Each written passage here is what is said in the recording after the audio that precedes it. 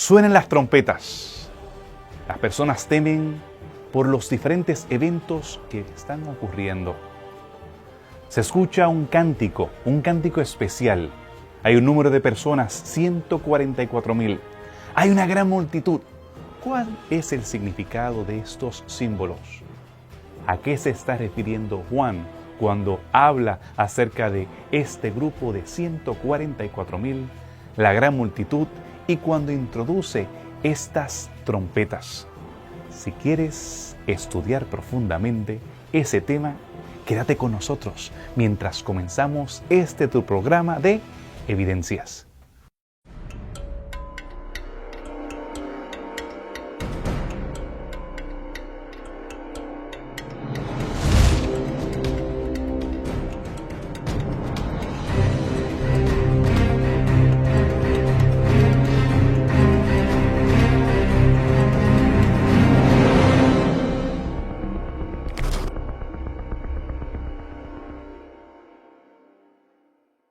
Bienvenidos a otro programa de Evidencias, en el cual continuamos estudiando la profecía, esta segunda parte de la temporada que hemos dedicado a la profecía.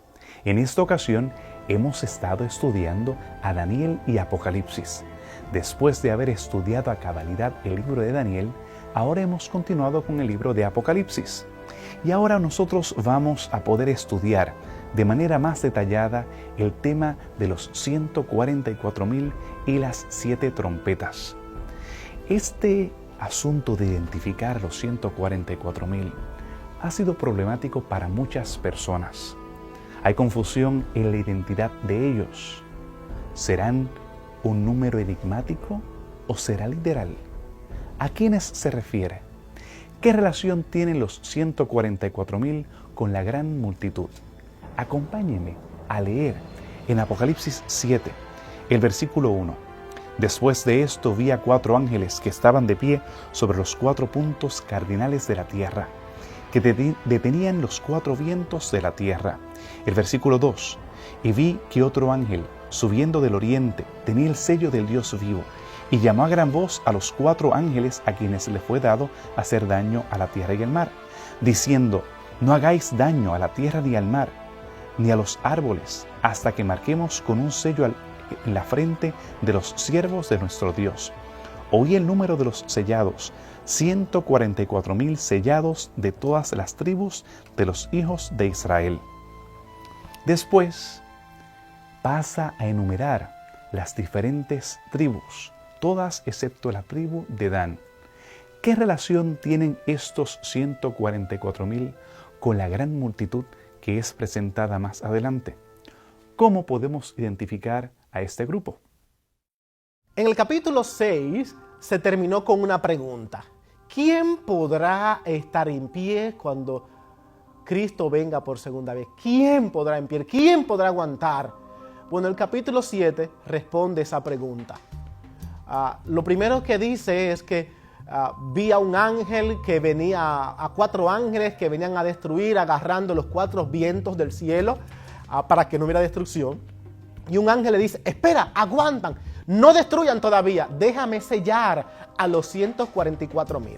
Esto indica, número 1, que los 144,000 es el grupo que va a poder estar parado de pie cuando Cristo venga. Número 2, indica que es el grupo que no va a sufrir destrucción, porque hay que sellarlo. Este grupo es un grupo que hay que hacer algo para que cuando venga el ángel destructor, a este grupo no lo toque. Así que estamos hablando entonces de un grupo especial que no ha de sufrir. Ahora bien, ¿quiénes son este grupo? El texto menciona que son las 12 tribus de Israel, 12,000 de cada tribu. Uno de los problemas que tenemos con estas tribus es que hay tribus que no se mencionan. Por ejemplo, la tribu de Leví no se menciona para nada. Manasés se menciona, pero no se menciona Efraín. Hay otra tribu que tampoco se menciona, es la tribu de Dan. Así que tenemos aquí 12 tribus anormales. No son las tribus típicas. De paso, esta lista no va a aparecer en ninguna parte en la Biblia en este mismo orden. Ni las personas que están allí incluidas. Esto nos da una pista de que este es un grupo raro. No son realmente las 12 tribus como tales. Otro problema que tenemos es que estas tribus ya no existían para el tiempo de Jesús. Así que podríamos decir que solamente cuando Jesús vivió, estamos hablando de la tribu de Judá y la tribu de Benjamín que estaban en existencia. El apóstol Pedro, en Primera de Pedro, dice que él se dirige a las tribus que están dispersas. Pero esas tribus él se refiere de manera espiritual de todas las personas que están. Así que este concepto de un pueblo judío dejó de existir. Así que estamos viendo entonces en Apocalipsis el concepto de judío es simplemente una imagen para hablar del pueblo de Dios. Y lo que el texto entonces está indicando es que los 144,000 son el pueblo de Dios. ¿Qué se dice de estos 144,000? Número uno, son 144,000. Lo primero que deben observar es que el texto no dice que Juan lo contó. El texto simplemente dice, y oí el número de ellos, 144,000. El concepto entonces de escuchar número, de contar, aparece en la Biblia en Números capítulo 1. Por eso se llama el libro Números, porque se cuenta mucho, censo. Es un censo lo que tenemos en Apocalipsis. ¡Ay, hay que contar! Se cuenta para el censo. La Biblia en Números capítulo 1, versículo 3 dice que solamente se contaban las personas que tenían más de 20 años y que eran varones y que iban para la guerra. Por lo tanto, mujeres y niños no se contaban. En el judaísmo, contar, hacer censo era sinónimo de peleadores, personas que van para la guerra. Así que si Apocalipsis está diciendo, estos son los que han sido contados, son tanto, tanto y tanto, y lo cual debía ser equitativo, por eso hay 12, 12, 12, 12,000, 12,000, 12,000, 12,000, 12,000. Lo que está diciendo, este es el grupo que va para la batalla, para la guerra final. No está diciendo que este es el grupo que se va a salvar, lo que está diciendo, este es el grupo que va para la guerra que se ha de enfrentar, que vamos a ver más adelante en el capítulo 13 y 14, donde otra vez se mencionan los 144,000. Se dice en el capítulo 14 que vi a los 144,000. ¿Quiénes son? Los que han vencido a la bestia y a su imagen. Ahora bien, el texto menciona a otro grupo, al grupo, a una multitud incontable. Esta multitud incontable, dice el versículo 14, son los que han salido de la gran tribulación. ¿Cuál es esa gran tribulación? Gran tribulación aparece en el Apocalipsis capítulo 13, la gran angustia que va a pasar el pueblo de Dios. Así que así viene una pregunta ahora. Si los 144,000 en el capítulo 14 se describen los que vencen a la bestia, y ahora se menciona una multitud incontable que son los que pasan por la gran tribulación, estamos hablando en un sentido hasta del mismo grupo, porque los dos están en el mismo periodo. Así que vemos que este grupo, lo que está en una diferente circunstancia, los 144,000 están en una época en guerra. La multitud incontable está en una época donde la guerra ya ha pasado. Y si recordamos el concepto de censo, entonces entendemos por qué no son contados. A Juan vio mucha gente y Juan le dice, ¿quiénes son? Este grupo que tú estás viendo son 144. Son 144. Ahora otra vez a Juan le dicen, ¿y quiénes son estos? Le dice, no hay que contarlo, olvídate, no hay guerra, ya la guerra terminó, ya no hay censo, ya no hay necesidad. El hecho de que esta multitud incontable no se cuente es porque ya no hay guerra, hay un tiempo de paz. Pero simplemente alude al mismo grupo porque es el grupo que salió de la gran tribulación y que ahora está en el cielo con palmas en las manos. Cuando vamos a Apocalipsis capítulo 15, versículo 2, vemos allí que hay una gran multitud otra vez con palmas en las manos, en el mar de vidrio, cantando y alabando al Señor y cantando el himno del Cordero, que según el capítulo 14 solamente los 144,000 lo saben. Así que estamos viendo simplemente el mismo grupo en diferentes periodos. Y esta misma razón de que se mencione al comienzo un número y al final se mencione como un número incontable, alude a mirar el número 144,000 como un número simbólico que fue utilizado simplemente para destacar y resaltar el concepto de guerra contra la bestia que este grupo, el pueblo de Dios, iba a enfrentar. En el libro de Apocalipsis podemos ver las fiestas hebreas, no solamente la estructura del santuario con sus diferentes partes, sino también las diferentes ceremonias que se llevaban a cabo en el año litúrgico hebreo. Ahora llegamos a una de esas fiestas impresionantes, donde se soplaban los chofares, el cuerno de carnero, que evoca la imagen de Abraham allá en Génesis 22 cuando va a sacrificar a su hijo.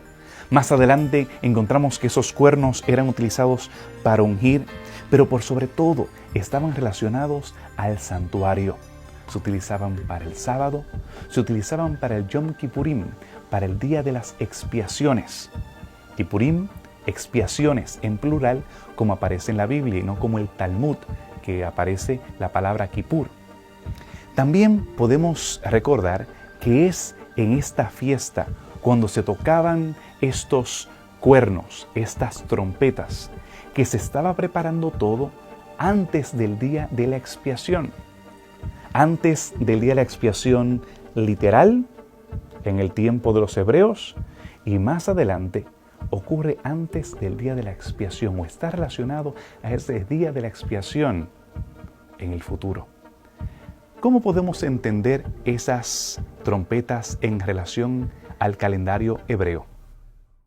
Bueno, al tratar de entender el tema de las trompetas, que es un tema para muchos incluso todavía en definición, donde todavía hay muchas propuestas para tratar de entender este tema, los que han tratado de descubrir y entender la naturaleza del libro de Apocalipsis reconocen cómo en Apocalipsis encontramos muchos símbolos y terminología que ocurren en el Antiguo Testamento. Así que si entendemos que el trasfondo de los símbolos y de las imágenes que utiliza Juan en el Apocalipsis son materiales bíblicos, porque muchos quieren asociarlo tal vez más en contextos grecorromanos y no contextos del Antiguo Testamento, descubrimos, si aceptamos que el uso del Antiguo Testamento es fundamental para entender el Apocalipsis, descubrimos y ha sido propuesto de que muchas de las escenas y materiales del Apocalipsis guardan estrecha relación no solo con material del Antiguo Testamento, sino especialmente con el sistema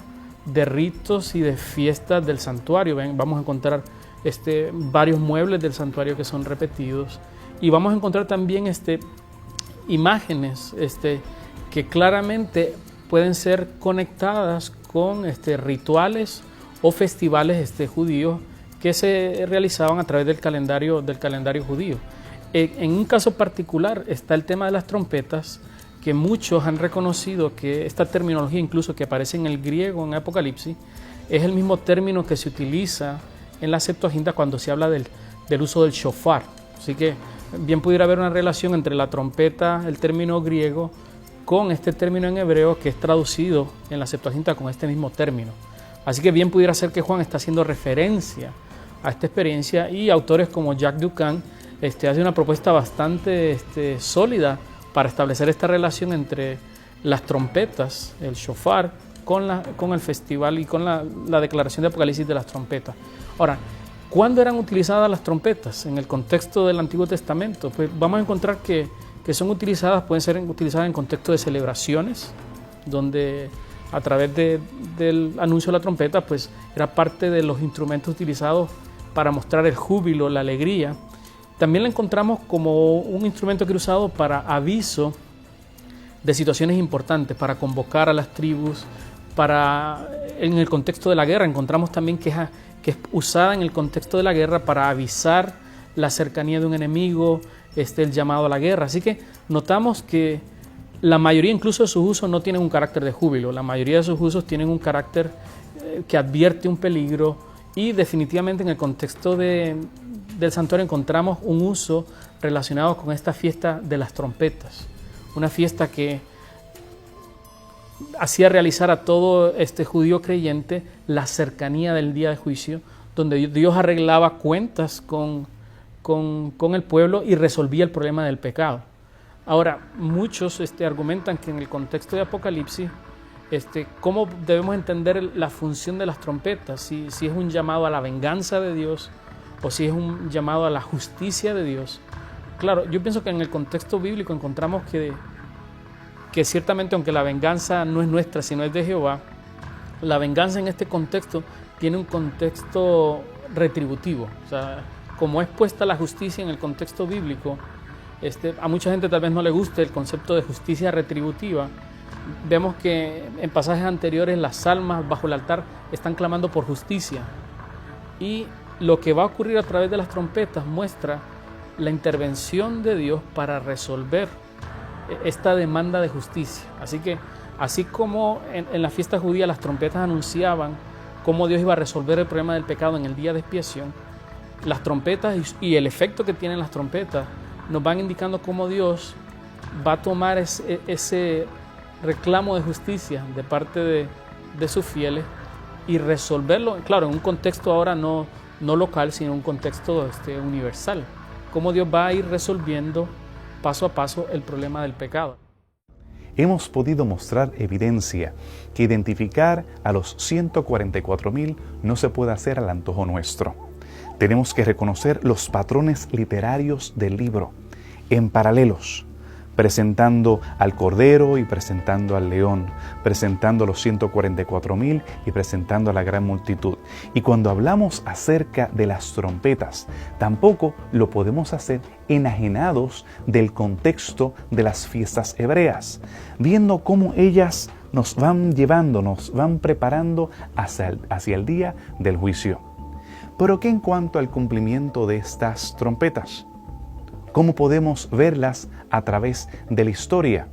Si quieres escuchar un poco más y si quieres estudiar más profundamente las trompetas y su identidad, quédate con nosotros después de esta pausa aquí en Evidencias.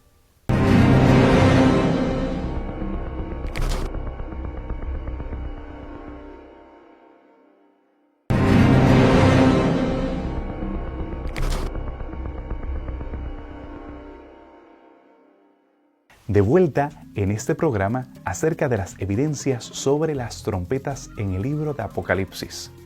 Gracias por las preguntas que has hecho a través de nuestra cuenta en Facebook. Queremos poder ofrecerte más material, más respuestas acerca de las preguntas que tú tienes. Y ahora en este complicado tema, complicado por muchas razones, porque hay diferentes posturas que coexisten en relación de cómo identificamos las trompetas.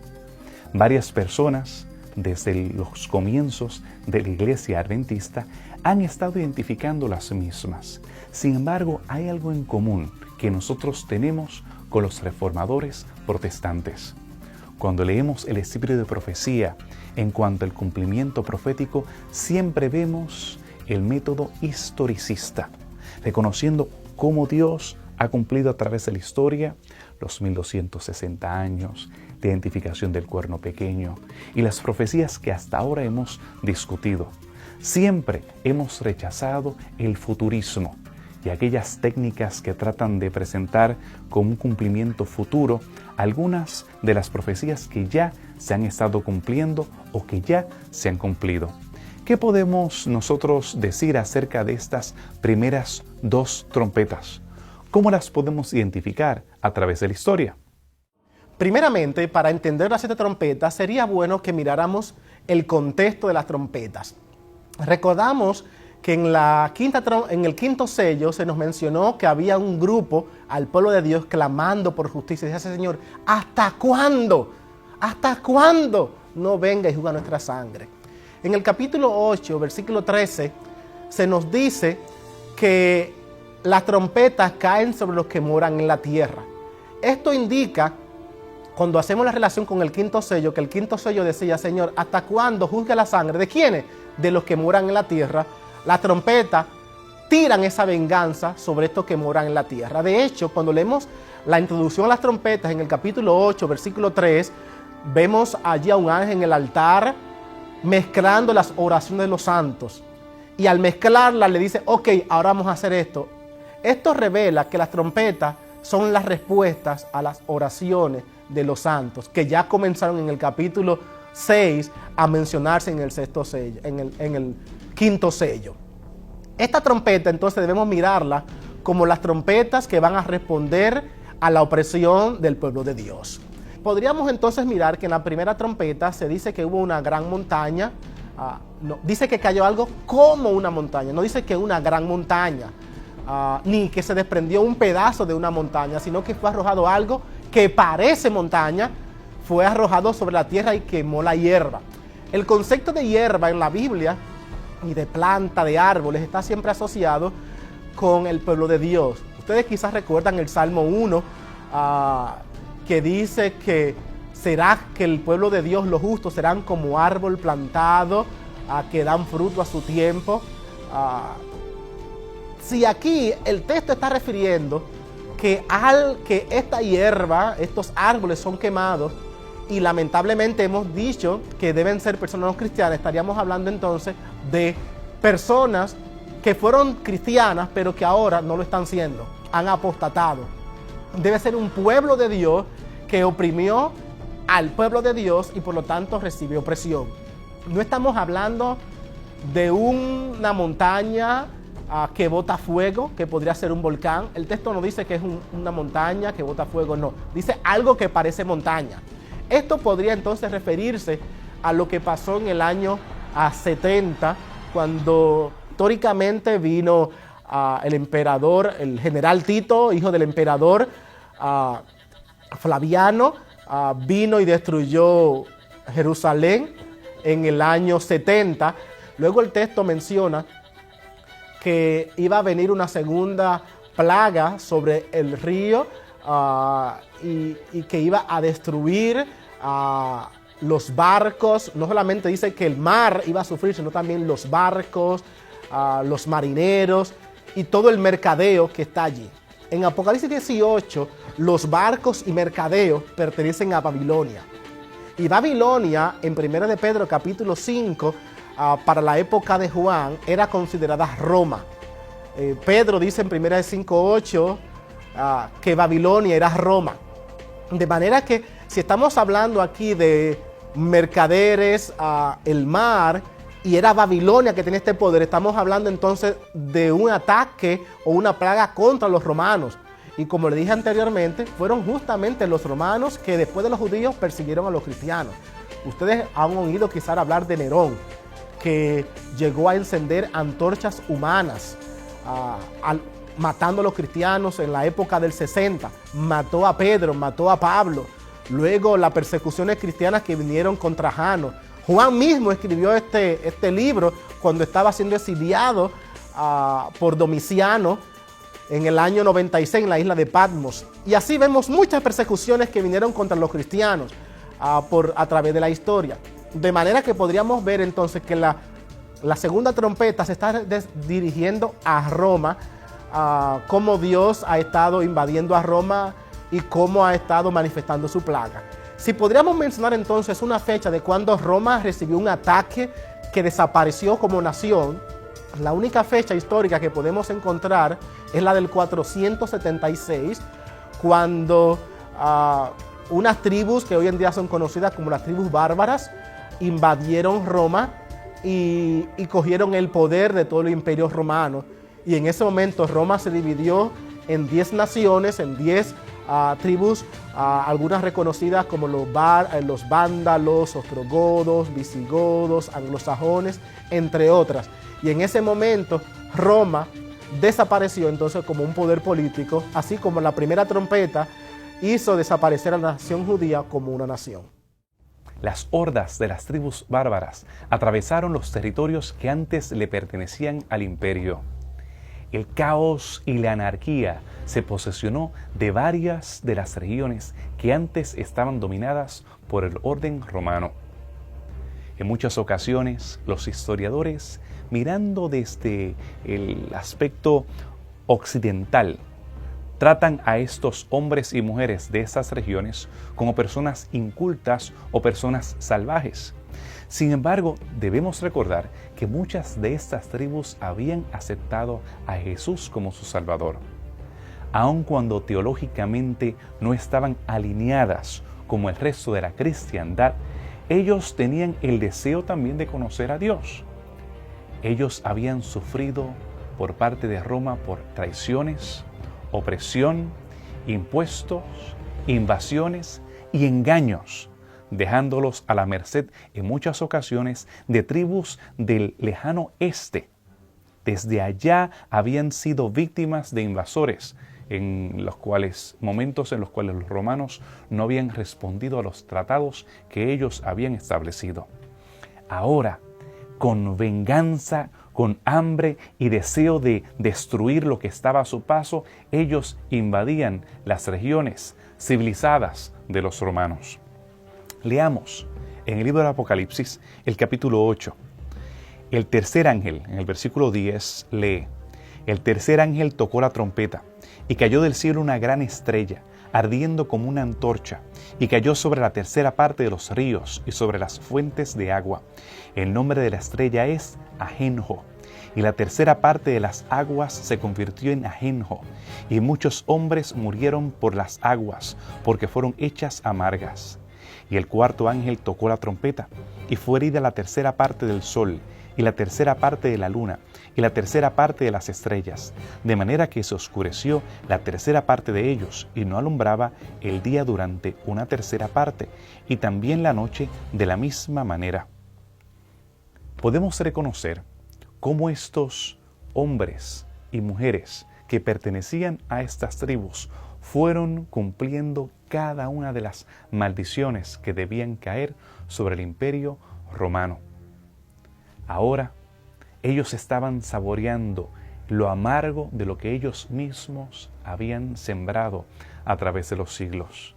El cumplimiento de estas trompetas era un vaticinio que el profeta estaba asegurando que se iba a cumplir a través de la historia del cristianismo. Algo importante que nos ayuda a entender las 7 trompetas es el paralelismo que existe entre los 7 sellos y también el discurso profético de Jesús en Mateo 24, Marcos 13 y Lucas 21. Vemos muchas semejanzas entre los 7 sellos y el discurso de Jesús, lo que nos ayuda a determinar algunos puntos claves, permitiéndonos determinar que este sello o esta trompeta se refiere a este determinado evento. Ahora, lo que estamos seguros es que cuando terminan los sellos, Jesús regresa. Y cuando terminan las 7 trompetas, sucede el mismo evento. También vemos que en el quinto sello se presentan detalles de este largo periodo profético de persecuciones al pueblo de Dios. Y en Mateo 24, Jesús también se refiere a este largo periodo llamado como gran tribulación, donde el pueblo de Dios sería sometido a gran persecución.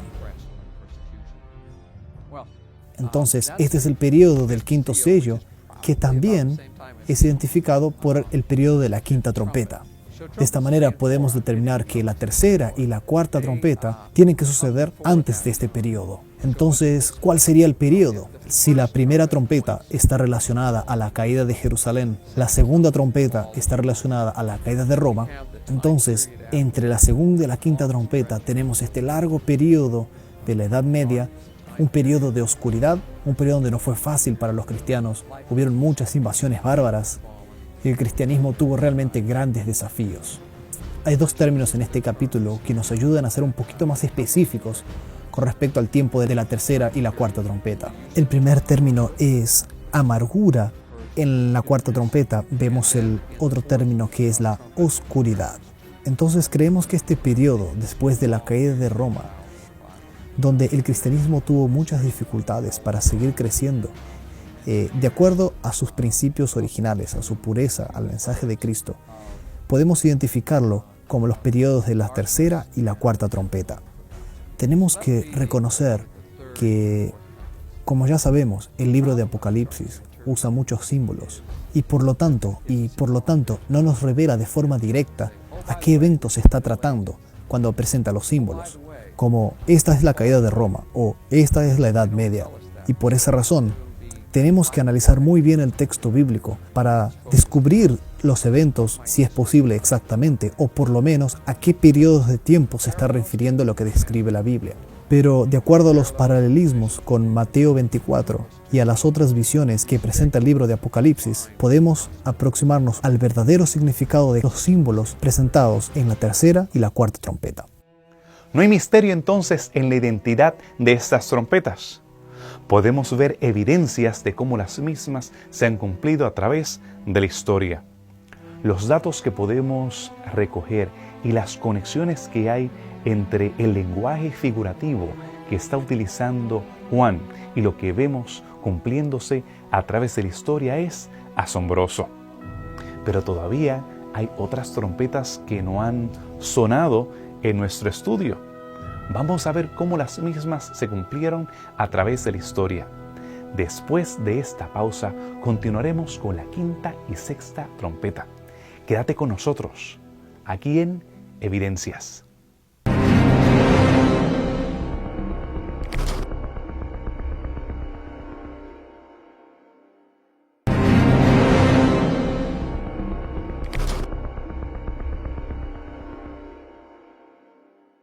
Estamos de regreso aquí en tu programa de Evidencias.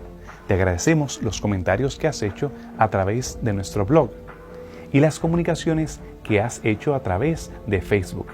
Te invitamos a que continúes comunicándote con nosotros, escribiéndonos a nuestra dirección electrónica y también solicitando la serie de estudios bíblicos que ofrecemos aquí en Evidencias.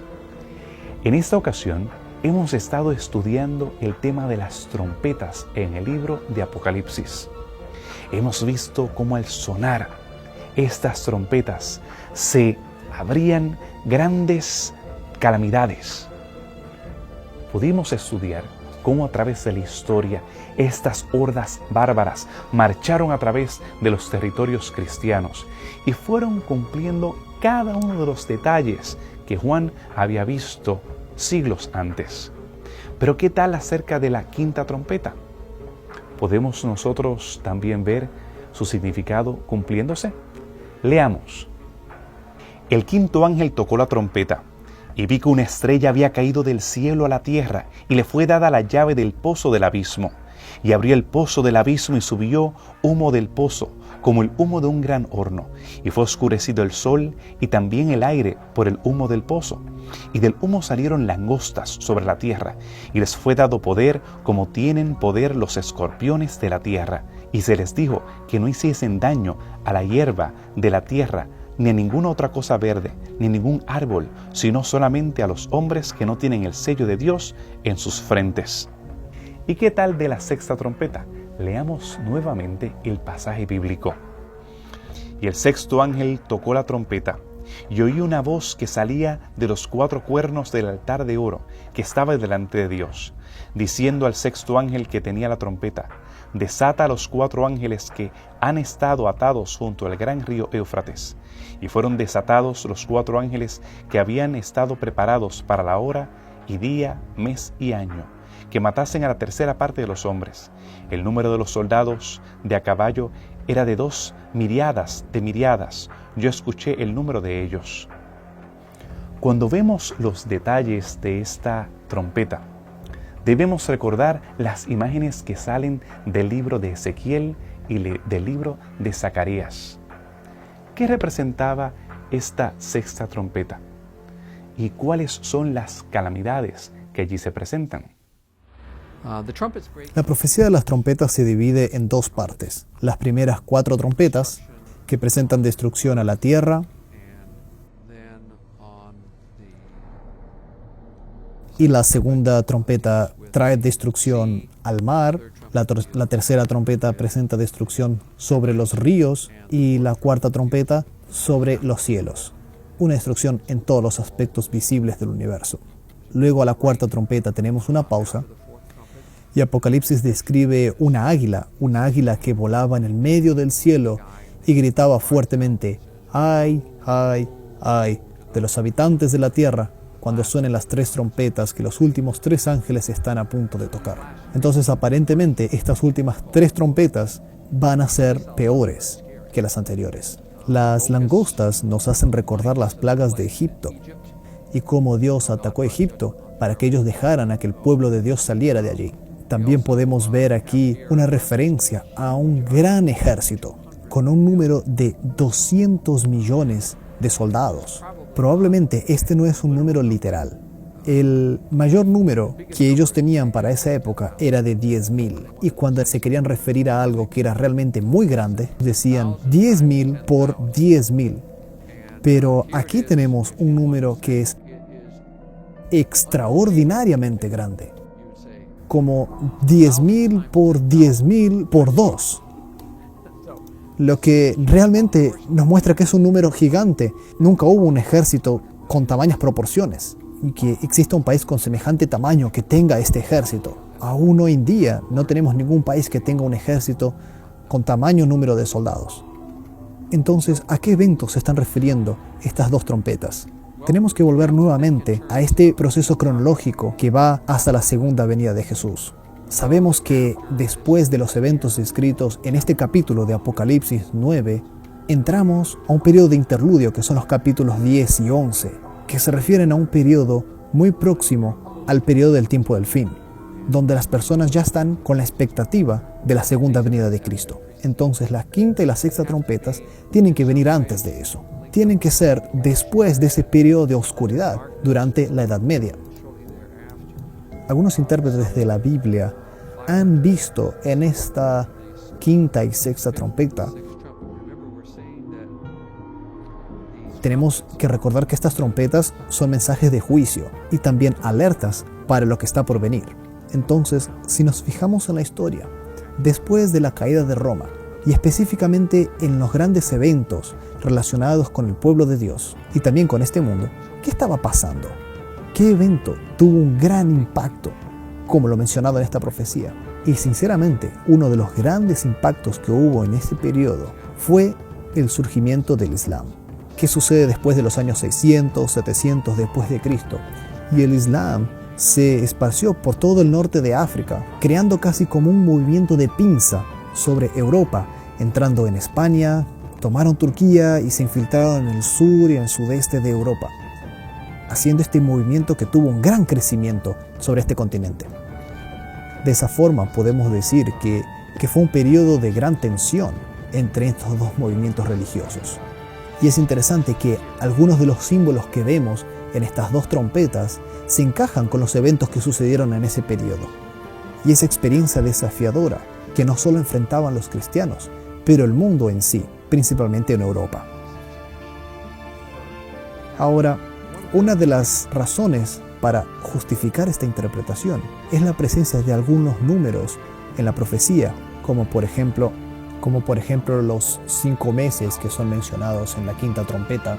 Otro periodo es esa hora, día, mes y año que son mencionados en la sexta trompeta. De acuerdo al modelo historicista de interpretación de profecías bíblicas, un día equivale a un año. Y de esa forma, un periodo que simbólicamente es corto, en realidad representa un periodo largo. Este método, que se aplica muy bien en el libro de Daniel, también es aplicable en el libro de Apocalipsis.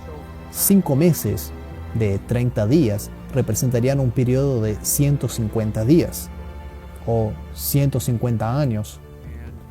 Y la segunda referencia, que es la hora, el mes, el día y el año, que en cálculo serían 391 días o proféticamente serían 391 años, son periodos de tiempos que se encajan muy bien con esta interpretación al respecto del Islam. Vemos que en la historia del Islam estos dos periodos proféticos se encajan muy bien con los grandes eventos que se dieron dentro de este movimiento, y también la historia del Imperio Otomano, que representan los periodos de auge de este movimiento. De esta forma podríamos interpretar estas dos trompetas en esa dirección. Por otro lado, otros teólogos interpretan estas dos trompetas refiriéndose a eventos posteriores, refiriéndose más al secularismo, al humanismo y a todos esos movimientos seculares que surgieron en años posteriores. El tema de las trompetas es uno en el cual han coexistido varias interpretaciones. Lo importante que debemos destacar entre las mismas es que todas deben cumplirse a través de la historia, con variantes del énfasis entre unas fechas u otras, identificando detalles de algunas invasiones sobre otras. Lo importante de interpretar las trompetas es reconocer la mano de Dios a través de la historia. En nosotros no notar que estas trompetas preceden, están preparando el ambiente para el día de expiación, el Yom Kippur, que se cumple en el año 1844, es un grave error. La tendencia futurista que trata de presentar estas trompetas hacia el final, de alguna manera diferente a lo que nosotros hemos visto a través de la interpretación que la ve a través de la historia, es un germen que precisamente fue plantado por algunos sacerdotes jesuitas en el pasado. Nosotros poder ver la mano de Dios a través de la historia nos da paz, no es motivo de miedo, nos da seguridad de que Dios está presente a través de la historia. Pero la historia no termina ahí. Todavía falta cuando Juan come este libro pequeño y el sonido de la última trompeta. Quédate con nosotros en esta última sección de tu programa Evidencias.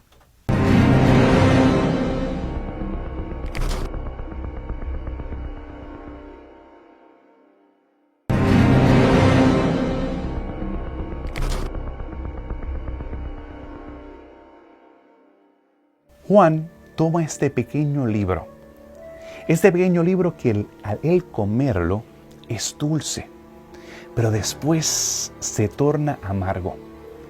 ¿De qué experiencia estaba hablando Juan cuando habla acerca de comer este libro que al principio es dulce y después es amargo? Lo primero que encontramos de detalle es que hay un ser angelical, se describe, que desciende y que tiene un pie de un lado de un río y el otro pie del otro lado. Levanta la mano derecha y dice que él jura por el que vive en los cielos que el tiempo ya no será más. Este personaje aparece otra vez en la Biblia, o aparece antes en la Biblia, en Daniel capítulo 12. En Daniel capítulo 12 vemos otra vez un ángel, un ser angelical, con un pie en el capítulo 12, versículos 6, 7, con un pie de un lado del río Ulai y el otro pie, y levanta la mano derecha con un libro en la mano, jurando que un libro sería sellado. De manera que en el capítulo 10 de Apocalipsis, el concepto de ver ahora un libro en la mano nos hace recordar el libro de Daniel. Y ahora estamos viendo que el libro por finmente va a ser desellado. En Daniel capítulo 12, el libro fue sellado hasta el tiempo del fin. Parece indicar que Apocalipsis capítulo 10 está ahora describiendo es el tiempo del fin. De hecho, el versículo 7 dice que el tiempo no sería más, sino que en la voz, que al sonar la séptima trompeta, todo se terminará y entonces pasarán algunas cosas. Luego se describe que el profeta toma el libro, se lo come y profetiza a naciones, tribus y lengua. La misma expresión va a aparecer en el capítulo 14, versículo 6, donde dice: y vi volar por el medio del cielo a un ángel con el evangelio eterno, llevándolo a todas las naciones, pueblo, tribu y lengua. El mensaje de los tres ángeles. Así que estamos viendo un libro siendo abierto que va a llevar una predicación donde se ha de predicar, como dice el mensaje del primer ángel, ha de predicar un juicio y va a hablar sobre esas profecías que fueron todavía selladas. En el capítulo de Daniel, en los capítulos de Daniel, vamos a ver que todas las profecías, como estudiamos en la sección, en los capítulos anteriores, en la programación anterior, que las profecías se explicaron, pero hubo una profecía que quedó sellada y fue la profecía del juicio. ¿Hasta cuándo, Señor, no venga y juzga nuestra sangre? Que el capítulo 12, versículo 6 retoma. Van a ser hasta 1290 días y 1335 días. Se retoma otra vez ese concepto de algo que ha sido sellado y que ha de esperarse hasta el final. Ahora Juan toma este libro y una vez que lo toma, el capítulo 11 dice: mide el santuario, que fue justamente lo que en Daniel capítulo 8 quedó sin explicar. El santuario, la visión de las tardes y la mañana y la purificación del santuario. Y otra vez vemos esa repetición aquí. De manera que encontramos un vínculo no solamente textual, no solamente verbal, sino también de contenido. Y por eso podríamos concluir fácilmente que el librito que se menciona aquí es el libro de Daniel, que finalmente está siendo sellado y las profecías van a ser explicadas. Llegamos al final de estas trompetas. Ahora, nuevamente, vamos a escuchar al ángel y lo que proclama. Y el séptimo ángel tocó la trompeta, dice Apocalipsis 11:15. Y en el cielo se oyeron grandes voces que decían: el reino del mundo ha venido a ser de nuestro Señor y de su Cristo. Él reinará por los siglos de los siglos. Y los 24 ancianos que estaban sentados en sus tronos delante de Dios se postraron sobre sus rostros y adoraron a Dios, diciendo: te damos gracias, Señor Dios Todopoderoso, que eres y que eras, porque has asumido tu gran poder y reinas. Y las naciones se enfurecieron, pero ha venido tu ira y el tiempo de juzgar a los muertos y de dar su galardón a tus siervos los profetas y a los santos que temen tu nombre, tanto los pequeños como los grandes, y de destruir a los que destruyen la tierra. Y fue abierto el templo de Dios que está en el cielo, y se hizo visible el arca de su pacto en su templo. Entonces estallaron relámpagos, voces, truenos, y un terremoto y una fuerte granizada. Podemos entender el lenguaje de santuario y el lenguaje de juicio. Es precisamente entre los meses de septiembre y octubre que nosotros tenemos esta fiesta, la fiesta de las trompetas.